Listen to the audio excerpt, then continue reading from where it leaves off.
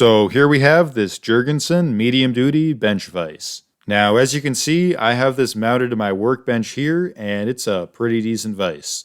It's pretty simple to mount with just these two bolts down here and these screws right here. The vise also has additional holes if you want to screw on a face board. It's made of a pretty thick steel, so it's super sturdy. But one small thing I'm not so happy about is I had to find my own hardware to mount it because it didn't come with any. And for some reason, the one I was sent didn't come with the black stopper that's supposed to be right here. Anyway, this can be tightened down quite a bit, so it's great for holding boards you want to sand or plane. And its max clamping depth is 9 inches with no face, which is pretty big. It can also clamp vertical boards, but I definitely put a wood face on it because there's only about an inch that's holding onto this. Now, this is a great vise for the price, so if you need a new vise for your bench, you definitely can't go wrong with this one.